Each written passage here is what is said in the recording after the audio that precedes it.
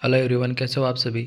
एक बार फिर से आप सभी का स्वागत है। आज का अपना जो टॉपिक रहेगा वो रहेगा कोटी बंडल और इट्स प्रिवेंशन, यानी कि catheter associated urinary tract infection है, उसके बारे में अपन डिस्कशन करेंगे और उसका प्रिवेंशन या ट्रीटमेंट क्या होगा उसके बारे में अपन डिस्कशन करेंगे।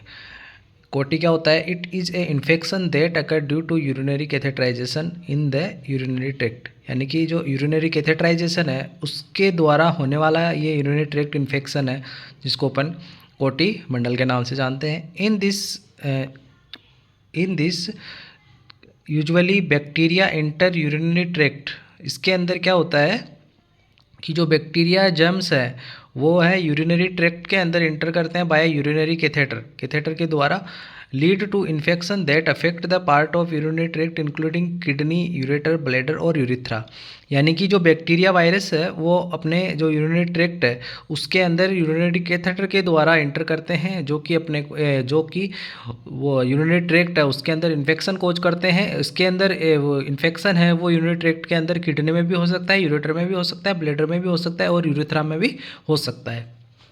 फिर नेक्स्ट अपन बात करें इसके रिस्क फैक्टर की, तो रिस्क फैक्टर में इसका रहेगा प्रोलॉन्ग कैथेटर यूज, यानी कि लंबे समय से अपन कैथेटर का यूज कर रहे हैं, या फिर अननेसेसरी कैथेटराइजेशन, यानी कि अपन बिना ही इसमें कैथेटराइजेशन अननेसेसरी रूप से अपन कैथेटराइजेशन कर रहे हैं बार बार, या पुअर कैथेटर केयर है, यानी कि कैथेटर की जो केयर है वो पुअर है, यानी कि एसेप्टिक टेक्निक इसमें यूज में नहीं लिया गया हो, इसका हाइजीनिक मेंटेन नहीं हो, तो उसमें भी ये रिस्क हो सकती है। इसकी सिम्टम्स की अपन बात करें तो फीवर हो सकता है, इन्फेक्शन है ओबियसली फीवर होगा, और जो बर्निंग और पेन ड्यूरिंग यूरिनेशन के दौरान वो पेशेंट को बर्निंग या पेन फील होगा, और जो इस यूरिन है उसका कलर है वो क्लाउडी और फाउल स्मेलिंग यूरिन है वो पास आउट होगा, और जो लोअर एब्डोमिनल पेन और बैक पेन की शिकायत भी इसमें हो सकती है। ये था इसके सिम्टम्स के बारे में।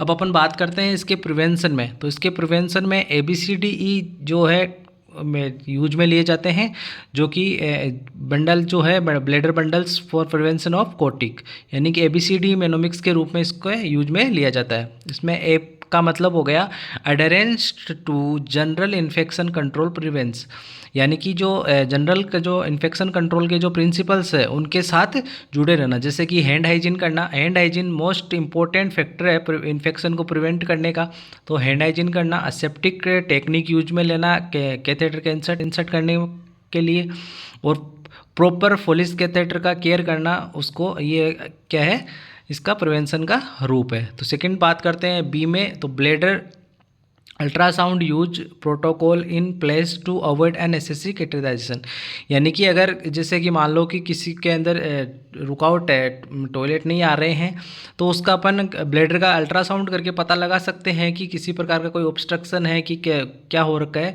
इसलिए अपन जो अननेसेसरी जो कैथेटराइजेशन करते हैं उससे अपन बच सकते हैं। फिर नेक्स्ट सीख की बात करते हैं अपन, catheter alternatives can be considered, यानी कि कैथेटर के अल्टरनेटिव अपन यूज में लेते हैं, यानी कैथेटर को अवॉइड करके उसके अल्टरनेटिव्स को अपन यूज में लेके भी इसको कम कर सकते हैं, जैसे कि इंटरमीडिएट इन आउट कैथेटराइजेशन, यानी कि जो शॉर्ट टाइम के जो कैथेटर्स होते हैं उनको यूज में लेके ब्लैडर को एम्प्टी कर सकते हैं, या फिर एक्सटर्नल जो कंडोम कैथेटर है जो मेल के में यूज में लिया जाता है यूरिनरी कॉन्टिनेंस के टाइम पे, वो यूज में लेके, या फिर एब्जॉर्बेंट जो पैड है उनको यूज में लेके अपन इसको कंट्रोल कर सकते हैं। फिर नेक्स्ट डी की बात करें, do not use the indwelling catheter unless absolutely necessary, जब तक नेसेसरी नहीं हो तब तक अपन को इनड्वेलिंग कैथेटर है उसका यूज नहीं करना है।